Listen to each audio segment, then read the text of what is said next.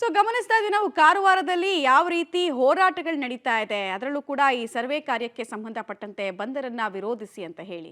So ಇವತ್ತು ಯಾವ ರೀತಿಯಾಗಿ ಪ್ರತಿಭಟನೆಗಳು ನಡೀಬಹುದು, ಸರ್ಕಾರ ಹಾಗೂ ಜಿಲ್ಲಾಡಳಿತ ಯಾವ ರೀತಿಯಾಗಿ ಮುನ್ನೆಚ್ಚರಿಕೆ ಕ್ರಮಗಳನ್ನು ಕೈಗೊಳ್ಳುತ್ತೆ ಅನ್ನುವಂತಹ ಒಂದು ಕುತೂಹಲ ಅಂತೂ ಇದ್ದೇ ಇತ್ತು.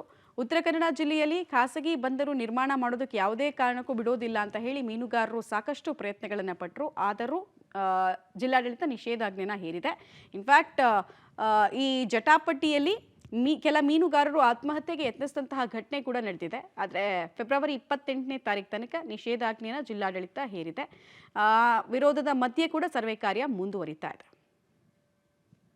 ರಿಸ್ಟ್ರಿಕ್ಷನ್ ಜಾರಿ ಮಾಡಿದ್ರೆ ಇವತ್ತು 6 KSRP 12 DR ಇನ್ನು 500-600ಗಿಂತ ಜಾಸ್ತಿ ಜನ ಪೊಲೀಸ್ ಇದ್ವಿ, ಮಹಿಳಾ ಪೊಲೀಸ್ ಇದ್ರು. ನಾವು ಮನೆ ಮನೆಗೆ ಹೋಗಿ ನಮ್ಮ ಜಿಲ್ಲಾಡಳಿತ ಕೊಡುತ್ತಂತ ಜಿಲ್ಲಾಧಿಕಾರಿಗಳೆಲ್ಲ ತಿಳಿಸಿದ ಮೇರೆಗೂ ಸಹ ಇವತ್ತು ಬೆಳಗ್ಗೆ ನಿನ್ನೆ ರಾತ್ರಿ ಸಹ ಮೀಟಿಂಗ್ ಮಾಡಿ ಏನಾದರೂ ಸರ್ವೆ ಕಾರಣ ಅಡ್ಡುಕೋಬೇಕು ಬಂದ್ರೆ ನಾವು ಸಮುದ್ರಕ್ಕೆ ಹಾರ್ತೀವಿ, ಮೀನುಗಾರರು ಎಲ್ಲ ಬೋಟ್ಗಳನ್ನ ಬಂದ್ ಮಾಡಬೇಕಂತ ಎಲ್ಲ ಅನೌನ್ಸ್ ಮಾಡಿದ್ದಾರೆ. ಅದೆಲ್ಲ ವಾಟ್ಸಪ್ ವಿಡಿಯೋಗಳು ನಮಗೆಲ್ಲ ಸಿಕ್ಕಿರೋದ್ರಿಂದ ನಾವು ಇಲಾಬ್ರೇಟ್ ಬಂದೋಬಸ್ತ್ ಮಾಡಿದ್ವಿ.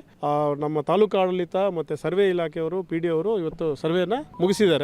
35 ಮೀಟರ್ಸ್ಗೆ 109 ಪೋಲ್ಸ್ ಇವತ್ತು ಅವರು ಇನ್ಸ್ಟಾಲ್ ಮಾಡಿದ್ದಾರೆ. ಅದಕ್ಕೆಲ್ಲ ಬಣ್ಣ ಹಚ್ತಾರೆ ಮತ್ತೆ ಅದನ್ನ ಹೈಟೈಟ್ ಮಾಡ್ತಾರೆ. ಆಮೇಲೆ ಈಗ ಎಷ್ಟು ಮನೆಗಳು ಹೋಗ್ತವೆ ಅನ್ನೋದನ್ನು ಸಹ ಡೀಟೇಲ್ ಸರ್ವೆ ನಡೀತದೆ. ಸ್ಟ್ರಕ್ಚರ್ ಎಷ್ಟಿದೆ, ಅದು ಪರ್ಮನೆಂಟ್ ಇರಲಿ ಅಥವಾ ಟೆಂಪ್ರರಿ ಇರಲಿ, ಒಂದು ಗುಡಿಸಲು